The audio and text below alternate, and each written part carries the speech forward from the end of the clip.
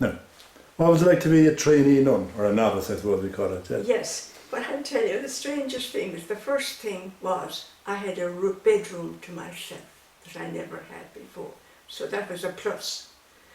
And the companions that were with me, Sister Oliver would be one of them, you know, we were quite happy. But at that time, things were scarce, and when the food came into the convent, first of all, the orphans, the children, they got the food first, made sure that they got, and whatever left went to the convent. And I remember going to bed hungry on many an occasion. What years were these about? 1942. You started? Yeah. 1942, yes. But of course we were all, you know, young and healthy, and we had a lovely mistress of novices. And did you have to work, or how much time did you spend at prayer and all that kind of? Oh yes. Now we took part in the office, that is the prayer, morning prayer and evening prayer, and we went out and And what time would they be about? we got up, it would be about 7 because we had mass at 7:30. And in the evening it was 6 o'clock, as far as I can remember. Yes, it was okay, and but again, it was the Mistress of Novices that helped us. She was a Sister Genevieve Coyne. It would be her brother, Judge Coyne, that started Knock, you know. Okay. She was a lovely person. And when we, you know, the senior nuns, you know, kept an eye on us. You see, you had to do things properly and all that. And she used to try to give us a little, be careful. But herself, you know, there was something about her. And when she'd get chocolate for the children, it was over the children as well as the novices. And through knowing somebody in the fishing, or the shipping company, she was able to get, you know, bars of chocolate or things like that. So some evenings when we'd be out together, our recreation was just walking up and down. And you couldn't talk about yourself or your home, and it was hard to find topics of conversation, but we managed that. And sometimes... Did you have a radio or anything? Did you have a radio to listen to? Not at all. Not at all, No, we hadn't. Did you have a nice library? We had a gramophone. We had a library. We had, you know, and... Was there non-religious books in it? No, there were Oh, the really? Lives of the Saints and that kind of thing. But, and did you spend much time studying religion? not really. We were taught how to meditate in the morning, and you were given this book where there was point 1, point 2, point 3. And, you know, we keep reading it, and sometimes you'd fall asleep. I remember falling out on the floor and I fell asleep. And how many nuns were in the convent at that time? Between There novices and... yeah, there's almost 30. So I remember 28 or 30. But they were... Were there many problems between members of the community? Well, we wouldn't have seen that, but I doubt if there was. No, and it was silenced.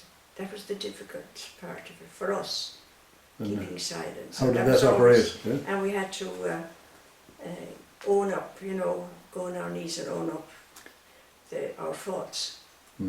So, It was a confessional, really. yeah, kind of a confession. And so we'd get together. No, I'm saying this, don't say that. What do you say? You were planning it out. We're planning, you know. And then I remember on one occasion, to tell you the kind of woman Mother Genevieve was. She had a sister in the convent in Newport, and just every Stephen's Day she went down on the bus to spend the day with her sister, and she told us she was going, and she said, I leave out a box of chocolate that you'll have for your 2 o'clock. Anytime we got sweets, we got it, we were to eat it at 2 o'clock, not at any other time. So she left out the box, and we thanked her and we wished her a nice day. So she left, and after about nearly 10 minutes, the door opened, and by this time we had the box opened, and it was Mother Genevieve. She forgot her gloves, which she left on her desk. And Sister Oliver, I don't know, she said, "Oh, Mother, we were only counting them." And I always remember now, anybody else in her place would take that box and put it away. But she was trying to hide the smile on her face. There was a bigness about her, you know. So then we were received.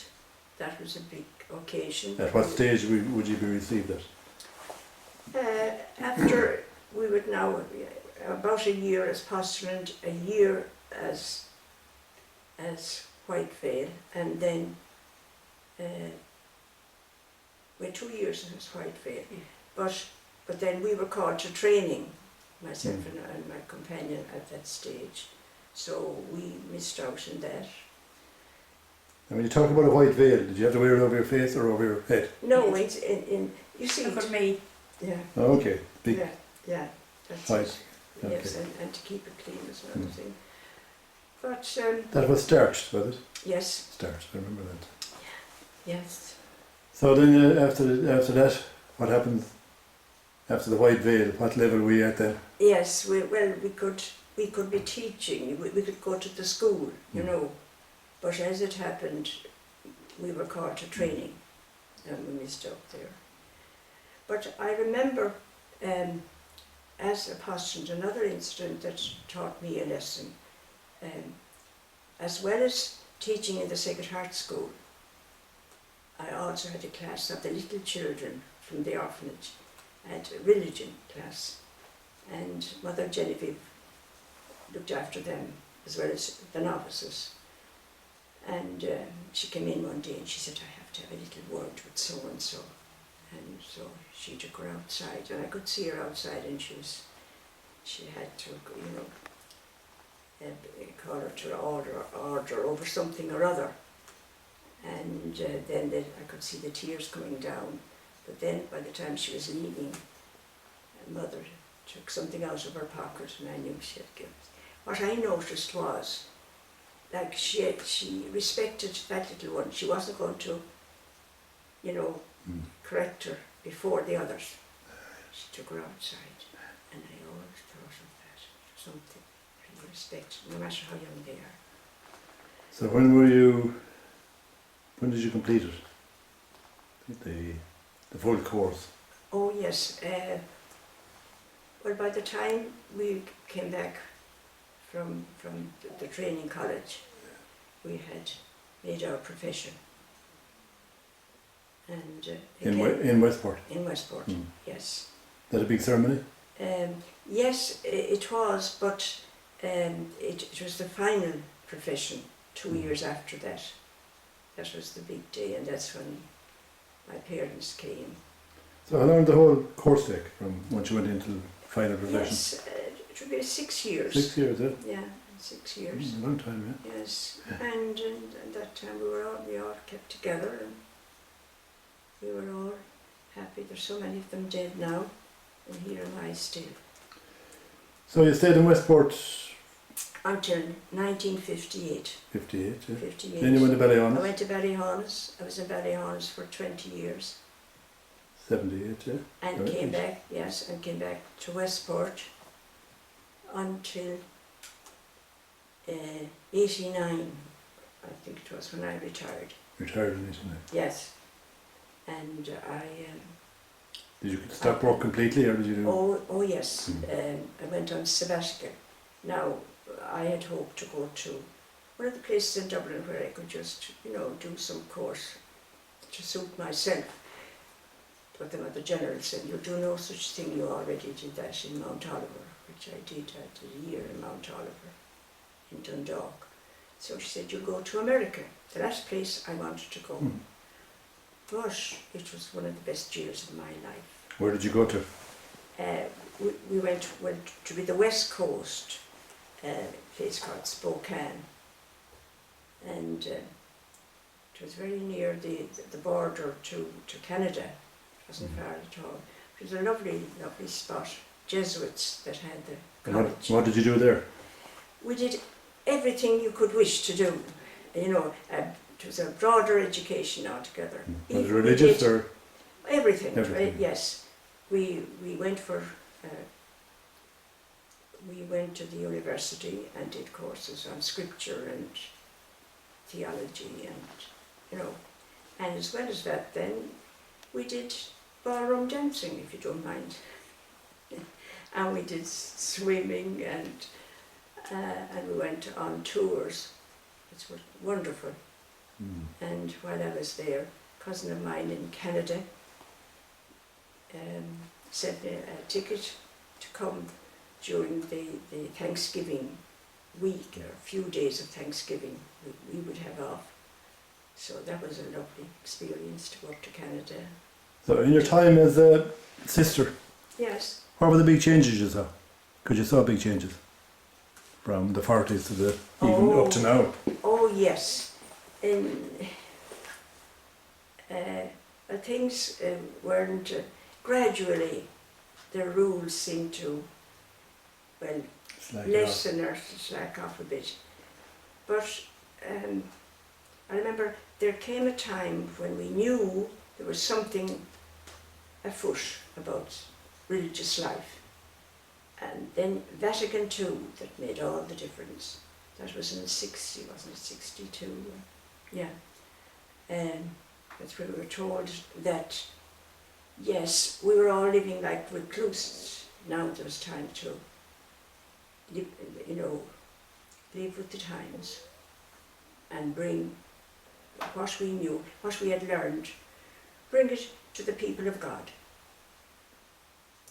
And I don't know, they started then by we could learn to drive. I remember that was the first big step. Now, I didn't want to do it when I did it, however, I suppose it was a good job that I did it.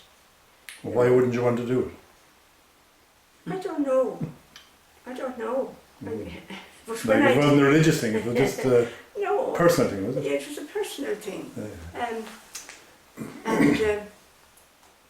And I got my license at the very first time, and then again I was frightened of that because while I was learning I had a sister with me who knew how to drive. You always had to have somebody with you.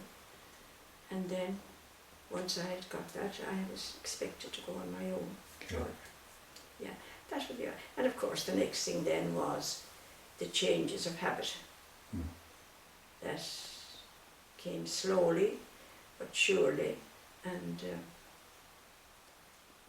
then we went to, there was a lot of lectures going. I remember go to this lecture and that lecture. And what were they talking about? And they were talking about, well, it was a religious topic, all right, but what was needed for the day, what we were doing. Yes, it was done in a confined, if you like, starting young people on the way. But then, what do you do for them when they're finished? What you're doing with them in the school? What happens afterwards? What happens to newly married? What are you doing to help them to get settled in their vocation and all? That was very good. Did they give you guidance? Oh yes, They give you and there was a Redemptorist priest, I guess his name now, I was dead a long time. He was very, very good. I really took to what he said. He put great sense into it. Yeah. There were things that I thought getting fussy about what we were going to wear and what length the skirt would be. I thought that was trivial. Was he into that? No. No, he wasn't. No. He was on how could we be mercy to the people with whom we lived, wherever we were, where were we showing mercy? To ourselves first, and then to the people we were dealing with. Do you think that all this was all this good or bad? Oh, this was good. Well, yeah. Well, did it help the whole system? Yes, some found it difficult, granted. Now, they didn't say against it, but you'd feel for them. There's still some sisters in Loughrea still wearing the old habit, and you respect them for that. They're lovely people. And There's a big decline in vocations now. Yes, yes. What would you put that down to? Well, as I see it, there's a new thing going as in St. Paul's. I'm doing noted in the scriptures. Behold, I'm doing a new thing. When you see all the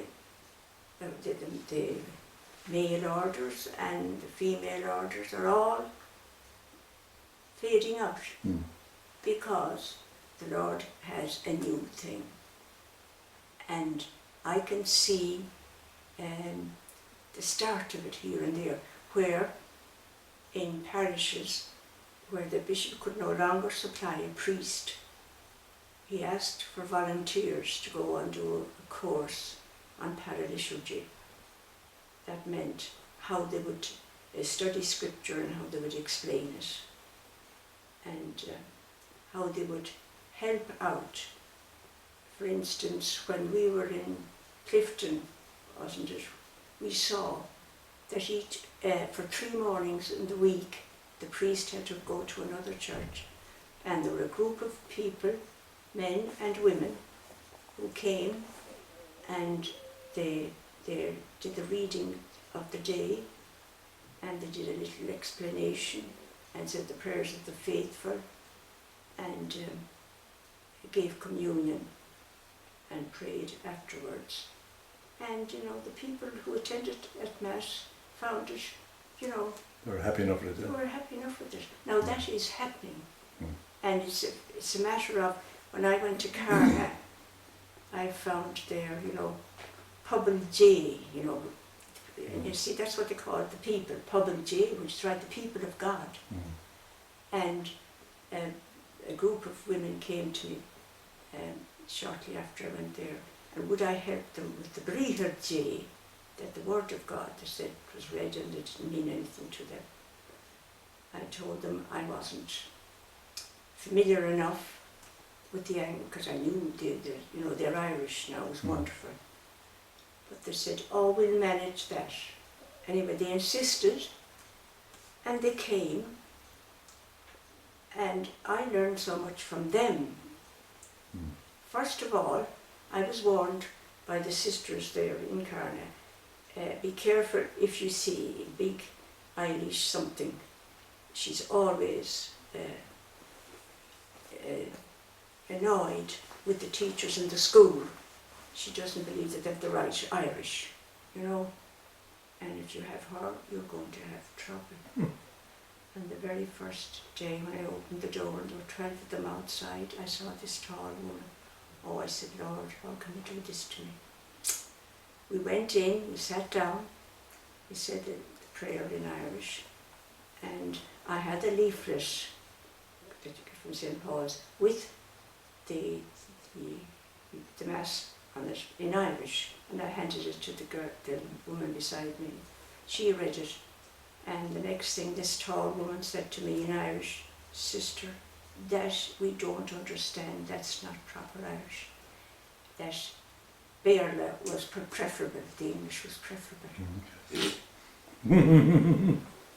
The woman I dreaded opened up, but I can say that we had that meeting then during the day first of all, and then the others felt they were being left out, so then we started having every Thursday night, and wonderful things happened.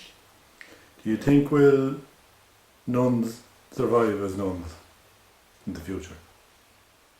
Orders, individuals? You will have a different type of religious life, both male and female.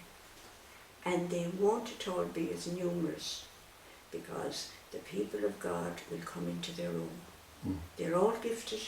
They've never been given a chance to use those gifts. They don't even know they have them. And that will come.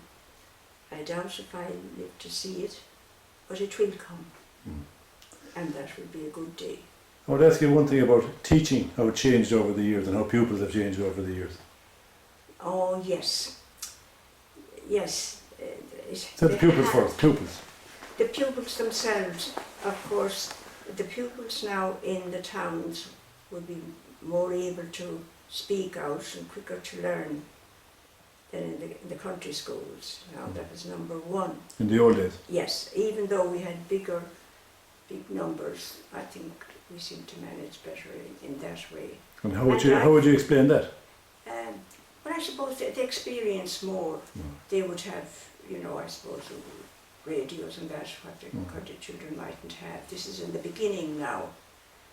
But on the whole, the children were children, They were, and they were, ready to do their bit. But as time went on, then more was expected of them. But the rigid, expectation when an inspector came along, he expected that they would all be good.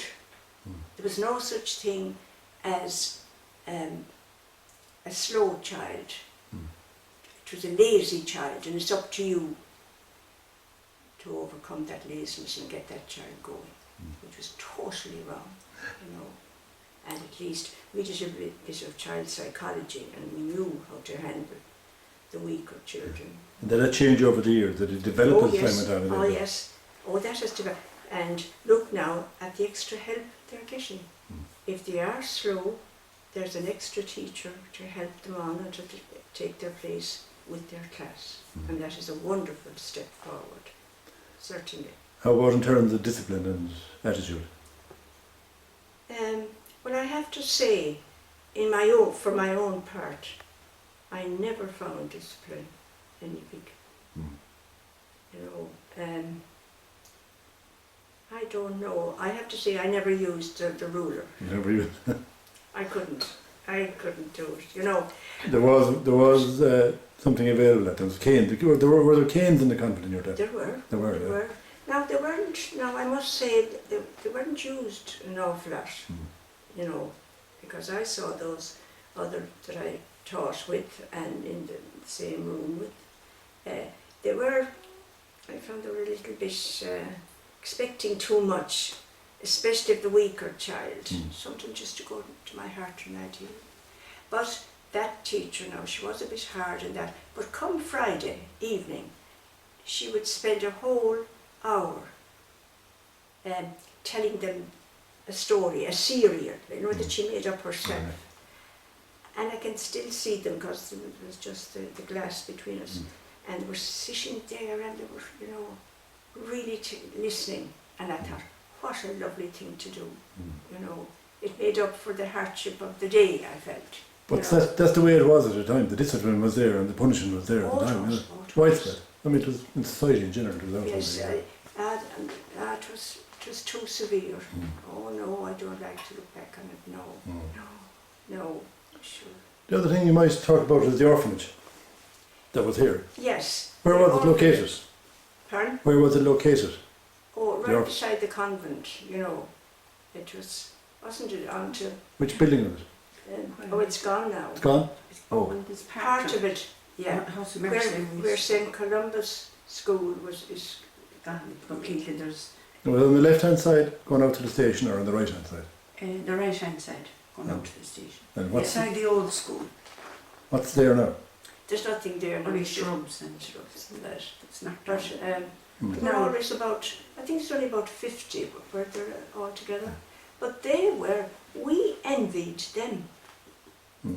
Because so often, if you were passing by when they were having their tea, and you'd get the smell of these lovely meatballs, the scent of them, and I'm hungry.